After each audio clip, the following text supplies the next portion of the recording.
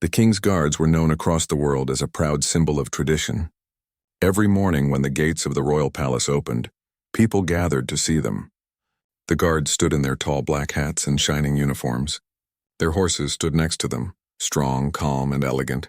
Tourists held their phones high to capture this scene, whispering to each other about how royal and majestic everything looked. For most people, it was a picture of strength, discipline, and beauty. But for the men and the animals living this life every day, there was much more behind the scene. Each guard had to follow strict rules. They woke up early, sometimes before the sun had risen, to prepare for duty. Their uniforms had to be spotless, every button shining, every strap perfectly straight. The horses had to be brushed, fed, and fitted with polished saddles and reins. Not a single detail could be wrong, because the king's guards represented not just the army but the history and dignity of the crown itself.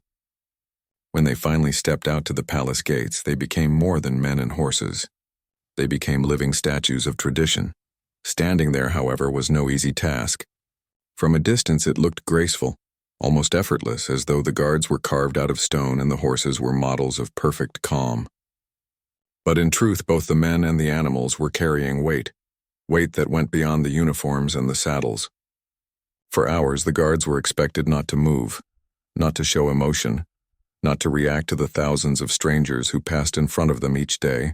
Their horses, too, were expected to stand patiently, no matter how loud the crowd became. Many people did not realize that behind the perfect picture was a life of sacrifice.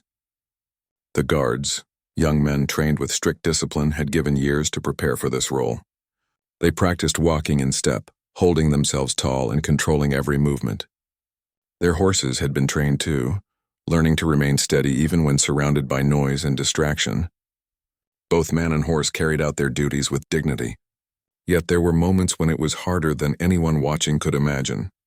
On hot summer days, the sun pressed down on the guards in their thick uniforms.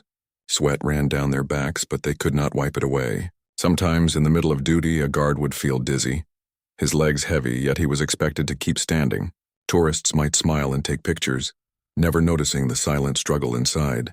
The horses felt it too, the heat baking the pavement beneath their hooves, the heavy saddle straps pressing against their bodies. Still they stood, proud and patient. On winter days the challenge was different but just as hard. The cold wind cut through the air, but the guards had to remain firm. Fingers went numb, faces turned red, but no movement was allowed. The horses' breath rose in clouds of white mist, their bodies shivering slightly under the cold. Yet they too stayed still, their heads high, their eyes calm. The ceremony had to go on, no matter the season, no matter the weather. The tourists who came to watch often did not understand the weight of this discipline. Some laughed, some tried to joke, some waved their hands close to the guards' faces, trying to make them flinch. Children giggled as they reached out to touch the horses, who had to remain calm even when startled. The guards could not respond, could not scold, could not protect their own space. Their job was to stand strong, silent, and unshaken, even in the face of mockery. The horses too had to bear it, trained not to kick or shy away even when frightened. But there was more to their lives than standing still. Before every ceremony, the guards spent long hours preparing. They polished their boots until they shone, cleaned their weapons, and adjusted their uniforms again and again. The horses were washed, their manes brushed until silky, their hooves cleaned and oiled. The sound of hooves on stone, the clink of bridles, and the shine of armor became part of the daily routine. It was work that demanded patience and care, and it left little room for mistakes. Despite the strict life, many guards felt pride. They knew they were part of something bigger than themselves. Tourists traveled across oceans just to see them. Children looked up in awe at their tall hats and polished swords. The horses, with their noble appearance, were photographed thousands of times a day. To serve as a king's guard was to stand as a living piece of history. But behind that pride, a shadow slowly grew.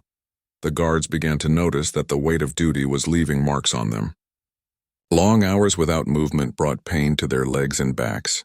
The pressure of silence left them with bottled-up frustration. Their horses, too, showed signs of fatigue, their eyes duller after endless hours of standing. It was not a matter of loyalty or training, they remained disciplined and brave, but a matter of human and animal limits being pushed day after day. Still, the tradition continued, and the public kept coming. People clapped, cameras flashed, and the palace stood tall, a symbol of history unchanged. Few asked what life was really like for the guards and their horses. Few wondered if the beauty they saw came at a hidden cost, and fewer still knew that a quiet crisis was building behind the scenes, one that would eventually come to light. The king's guards and their horses stood as symbols of strength, but they were also human and animal, both capable of exhaustion, yet in the eyes of the world they could never show it. The visitors only saw the uniforms, the calm faces, and the proud horses. They saw tradition alive before their eyes, but if anyone had looked closer, if anyone had paused to see beyond the shine, they might have noticed the tired eyes, the tense muscles, the silent sighs hidden behind discipline. This was the part of the story that few people knew, the unseen cost of a tradition admired by millions. It was not just about the crown or the ceremony, or the photographs taken every day at the palace gates. It was about the men who stood for hours without rest, and the horses who bore the weight of their role with quiet patience. The world saw symbols, but behind the symbols were lives, and those lives were facing challenges that could no longer be ignored. And so the question rose quietly, hidden in the whispers of those who served. How long could they continue like this? How long before the cost of tradition would demand change? The guards were more than uniforms and tall hats. They were young men with lives, feelings, and dreams. Yet when they stood in front of the palace, those parts of themselves had to be hidden. From the outside, people saw discipline and control, but inside, each guard carried struggles that were rarely spoken about. Every morning, the guards marched out to take their places. Once they reached their spot, their duty began. They were told not to move, not to smile, and not to show emotion. They could not speak to visitors no matter what was said to them. Their job was to remain still and silent, standing straight for hours. At first, many new guards felt proud, even excited. But as time passed, the silence became heavy, and the stillness grew harder to bear. Some guards remembered the first time they felt faint during duty. The sun was burning overhead, their tall hats trapping heat, and their uniforms sticking to their skin. Their legs began to tremble, but they knew they were not allowed to step out of line. Tourists watched them as though they were statues, but inside their bodies, their muscles screamed for relief. A few guards did collapse, falling to the ground in front of the crowds. The sound of gasps and the click of cameras filled the air, but the fallen guards were quickly carried away, and the line continued as though nothing had happened. The public often treated the guards as though they were part of a show. Tourists leaned close to take pictures, made funny faces, or tried to make them laugh. Some even shouted or waved their hands in front of the guards' eyes. It was all meant as amusement, but the guards could not react. They were trained to ignore it. Deep inside, though, some guards felt anger, some felt sadness, and others felt small, like they were no longer seen as people, only as costumes standing still. When the crowds left and the gates closed, the guards often spoke to each other about these moments. They shared how hard it was to stand still when people treated them without respect. They admitted that sometimes they wanted to shout back or move away, but they couldn't. Their duty was to protect the dignity of the crown, no matter how they felt inside. The palace was a place of history, and they had to carry that history on their shoulders. The emotional toll was as heavy as the physical one. Hours of silence left some guards lost in their own thoughts. They stood still, but inside their minds wandered. Some thought about their families far away and missing them. Others thought about their futures, wondering if they could continue this role for many more years. And some thought only about the aching in their legs, the weight of their uniforms, and the long minutes slowly passing by. Training had taught them to be strong. During drills, they were told again and again that the guard must not move, no matter the situation. This discipline was meant to prepare them for the hardest days. But once they were actually standing in front of thousands of strangers, they realized that training and reality were very different. A loud laugh from a group of tourists, a sudden camera flash, or even the sound of children shouting could make the stillness feel unbearable. The guards had no way to defend themselves from disrespect. They could not ask people to behave better. They could not tell someone to stop touching the horses or to stop shouting in their faces. They were expected to stand with calm faces, even when inside they felt frustration or shame. Some guards began to feel invisible. They were seen by millions of eyes, but not truly recognized as human beings with limits. Behind closed doors, these stories were shared among the guards, but they rarely reached the outside world. The public only saw the surface, the polished boots, the shining swords, and the proud horses. They did not hear the late-night conversations, where young men admitted they were tired, that they struggled with the endless pressure, and that sometimes they felt forgotten by those who admired them. Some guards developed small ways to cope. A few focused on their breathing, counting silently to pass the hours. Others fixed their gaze on one point, refusing to be distracted. Some even used humor with each other after their shifts, laughing about the silly things tourists had tried to do. But no matter the coping method, the truth remained. The job took more out of them than most people ever realized. Their families often worried too. Parents who came to visit sometimes saw their sons standing at the gates, pale or sweating, and felt pride mixed with concern. They wanted to cheer, to call out, but they knew the guard could not answer. Friends who visited sometimes left feeling uneasy, realizing that their loved one was not just playing a role but enduring something very demanding. The guards carried their pride quietly. Many of them still loved the idea of representing history, serving the crown, and being part of something so respected. But at the same time, they wished people understood the cost. They wanted the public to know that behind the perfect stillness was a beating heart, a young man trying his best and sometimes struggling in silence. The crisis was not yet visible to everyone. It was still hidden, kept behind the palace walls, carried in private talks among the guards. But slowly their struggles were building. The pressure of discipline, the long hours, the lack of understanding from the public. It all added up. While they stood proudly each day, a quiet question began to rise in their minds. How long could they keep standing like this? The horses were just as important as the guards, maybe even more.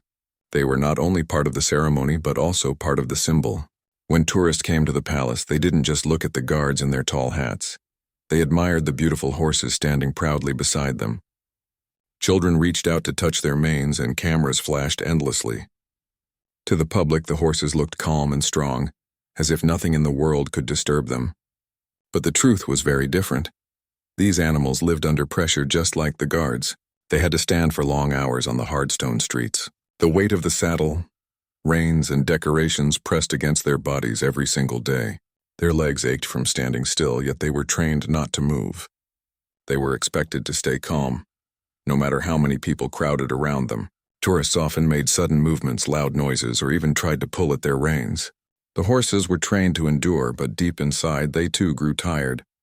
In summer, the heat was especially cruel. Their dark coats absorbed the sun, and the metal on their saddles became hot against their skin. Sweat rolled down their necks, but they had no way to cool themselves. Sometimes they stamped their hooves lightly, a small sign of discomfort, but the crowd rarely noticed. In winter, the cold was equally harsh.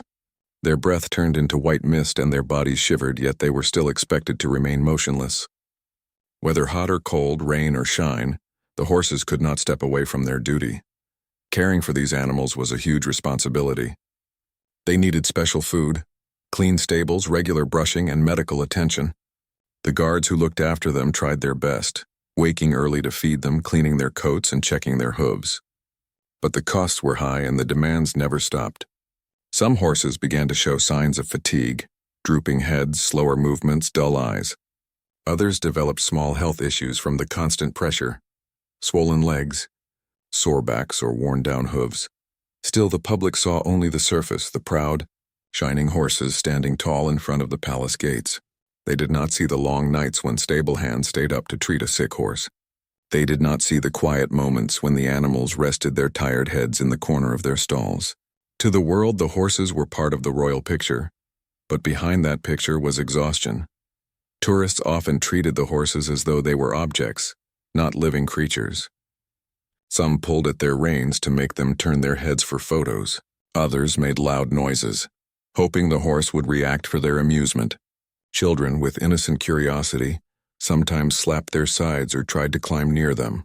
The horses endured it all, their training teaching them to stay calm. But each moment like this added to their stress, a silent weight on their minds and bodies. There were times when the animals gave small warnings, ears pinned back, tails flicking, hooves stamping. But the crowd rarely understood these signs. To them, it was part of the show. For the horses, it was a cry for space, for respect, for relief. Yet they were trapped in the role of silent symbols, unable to express their needs in words. The bond between the guards and their horses was real, though. Many guards loved the animals they served with. They brushed them gently, whispered to them in quiet moments, and treated them as partners rather than tools. Some guards admitted that the horses were their only comfort during long hours of standing. While the tourists laughed or mocked, the horse beside them gave silent companionship, steady and loyal. The men and animals leaned on each other, both carrying the same burden of duty. Still, the struggles could not be hidden forever. A few times, horses showed their fatigue in public. One stumbled during a ceremony, its legs trembling under the weight of hours spent standing.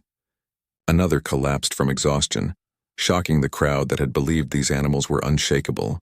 Videos of such moments spread quickly, sparking debates about whether the tradition was fair to the horses. Some people defended the ceremony as an important part of history. Others asked, should history come at the cost of suffering? For the stable workers and guards, these moments were heartbreaking. They knew how much care went into each animal, and they knew how loyal the horses were. To see them break under pressure was painful. But it was also a warning: these creatures were not machines. They were living beings, and they could not carry the burden forever. The horses were as much a part of the crisis as the men. Both were symbols of tradition, and both were pushed beyond their limits. The guards carried the silence, and the horses carried the weight. Together they stood before the world, admired but misunderstood. Behind the shine of ceremony, behind the applause of the crowd, the reality was clear. The animals were struggling just as much as the humans who guided them. As the days passed, whispers grew louder within the palace. Could they continue like this? Could they ask the horses to keep standing for endless hours, bearing the heat, the cold, and the crowds? Change seemed far away, but the cracks were already showing. The proud symbols of tradition were beginning to reveal the hidden truth, that behind every noble picture was a story of sacrifice, and the horses, like the guards, were silently crying for relief. One summer afternoon, something happened that changed everything. The palace gates were crowded with tourists as usual. Cameras clicked, children shouted, and the guards stood silently in their places. The sun was hot that day, and the air felt heavy. Suddenly, one of the guards swayed on his feet. His tall black hat tilted, and before anyone could stop it, he collapsed onto the ground. Gasps filled the crowd, and people rushed to record the scene on their phones. Within minutes, the video spread across social media. Millions of people who had never visited the palace were now watching a guard faint under the weight of duty. Not long after, another incident drew even more attention. One of the royal horses stumbled during duty and collapsed on the street. Tourists screamed, some rushing forward, others pointing their phones. The sight of the proud animal lying on the ground shocked the world. That video, too, spread quickly, sparking anger and questions. People who once admired the ceremony now asked if it was cruel to the guards and the horses. For years, these struggles had remained hidden behind palace walls. But once they appeared on screens, there was no way to ignore them. Newspapers began to write stories. Animal rights groups spoke out, saying the horses deserved better care and rest. Human rights voices joined in, asking if the guards should be forced to endure such harsh conditions in silence. What had once been a symbol of pride now became the center of a heated debate. The public was divided. Some defended the tradition, saying it was part of history, something too valuable to change. They argued that the guards and horses represented centuries of honor and discipline, and that these rare incidents were just accidents. But others disagreed. They believed that no tradition, no matter how old or beautiful, should come at the cost of human suffering or animal pain. They asked if it was right to keep people and animals standing for hours in the name of ceremony. Former guards also began to speak out. Some gave interviews sharing their personal stories. They explained how difficult the duty had been, how often they felt faint, and how powerless they were when tourists mocked them. They admitted that they had been proud to serve, but they wished the public understood the hidden struggles. Their words gave strength to the growing debate. Animal welfare groups raised louder voices. They pointed out the health issues that horses faced when forced to stand for long hours. They showed evidence of stress, swollen joints, and fatigue. They reminded the public that the horses, no matter how well trained, were still living creatures who needed care, rest, and respect. Their demands were clear. The palace must reform the way the horses were treated. The palace found itself under pressure. For centuries, the guards and their horses had been symbols of strength and tradition. But now those very symbols were under question. Officials were forced to respond, to explain and to consider changes. For the first time, the ceremony that seemed untouchable was being challenged by voices from outside. The debates reached television panels, newspapers, and online forums. Some argued that the guards should be rotated more often, given breaks and protected from harassment by tourists. Others said the horses should not be used in such demanding roles at all, or at least should be given fewer hours in public duty. Everyone had an opinion, but one thing was clear: the issue could no longer be ignored. Inside the palace, meetings were held. Officials studied the videos, read the reports, and listened to the rising criticism. They faced a hard question: how to protect a tradition that symbolized the crown while also protecting the people and animals who kept it alive. It was not easy. Change meant admitting that things had been difficult for too long. Change meant risking the anger of those who wanted history to remain untouched. But ignoring the issue was no longer possible. The guards themselves remained silent in public. They could not speak freely about their struggles. But behind closed doors, many hoped that the debate would bring relief. They wished for shorter hours, more respect from tourists, and better conditions for their horses. They knew the tradition was beautiful, but they also knew it came at a price. The crisis had become visible to the world. What had once been whispers among guards and stable hands was now a topic of global discussion. The fainting guards and collapsing horses had opened eyes. The tradition of strength and dignity was being weighed against the cost of human exhaustion and animal suffering. And for the first time in a long time, the palace was forced to consider a new path forward. The turning point had arrived. The guards and their horses were no longer silent symbols. They were at the center of a question that would decide the future of a centuries-old tradition. Should things remain the same, or should the crown choose compassion over ceremony? The pressure on the palace had grown so strong that action could no longer be delayed. The king's guards and their horses had always been seen as unshakable, but now the truth was known. People all over the world were asking for change, and the monarchy had to respond. For the first time in many years, officials came forward and announced that the well-being of the guards and their animals would be given more attention. The first steps were small but important. The duty hours of the guards were reduced so that no man had to stand in place for too long. Rotations were introduced, allowing guards to rest between shifts. Special shaded areas and water points were placed near their posts during hot summers.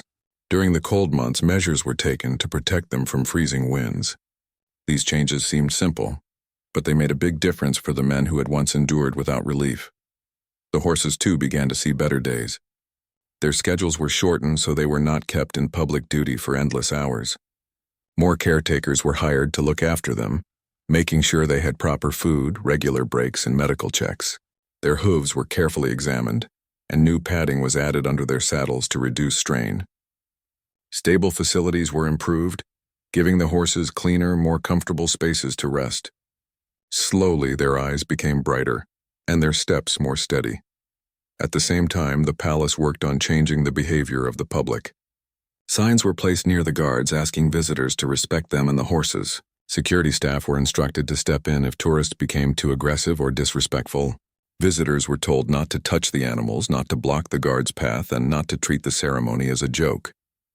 These rules reminded people that behind the uniforms and the horses were living beings who deserved respect. The reforms were welcomed by many. Former guards felt proud that their struggles had finally been recognized. Animal welfare groups praised the changes, though they also pushed for even more improvements in the future. Tourists, once unaware of the hidden difficulties, began to understand the reality better. Many admired the fact that tradition was being preserved, but now with care and compassion. Of course, not everyone agreed. Some critics said the changes weakened the tradition, that the ceremony was not as strict as before. They argued that history should not be touched. But most people felt that the reforms made the tradition stronger, not weaker. By showing care for the guards and horses, the monarchy proved that dignity and humanity could go hand in hand. The ceremony still looked majestic, but now it carried a deeper meaning. It was no longer just about appearances. It was about balance. The guards themselves noticed the difference immediately. Standing in front of the palace gates no longer felt like endless punishment. With breaks and better support, they could serve with renewed pride. Many admitted that their health improved and their spirits lifted. They still faced the pressure of being silent and still, but now they felt seen. Their service was not just a duty, but an honored role with respect for their well-being. The horses, too, showed signs of recovery. With fewer hours in the heat or cold, they looked healthier and calmer. Stable workers reported fewer illnesses, and the animals seemed more energetic. Tourists continued to admire them, but now with a greater sense of awareness. Instead of pulling at their reins or shouting in their faces, many visitors now stood quietly, respecting the space between themselves and the animals. The change in public behavior was slow, but it was real. The story of the guards and their horses became a lesson for the world. It showed that traditions, no matter how old, could be updated with kindness. It reminded people that symbols of history are carried by living beings, not statues. And it taught that respect must go beyond what we see. It must extend to the lives hidden behind the ceremony. Years later, when tourists came to the palace, they still saw the guards in their tall hats and the horses standing proudly beside them. They still felt the magic of history alive before their eyes, but now they also knew the truth behind the shine. They understood the sacrifices that had been made and the reforms that had followed.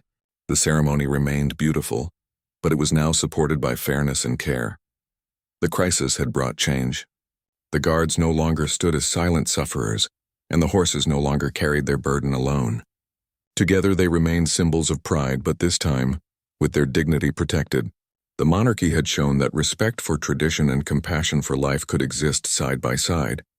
And so, the king's guards and their horses continued their duty, admired by millions, but now with a story that carried even greater meaning. They stood not only as a picture of history, but also as proof that even the strongest traditions must evolve with time, for the sake of the people and animals who give them life.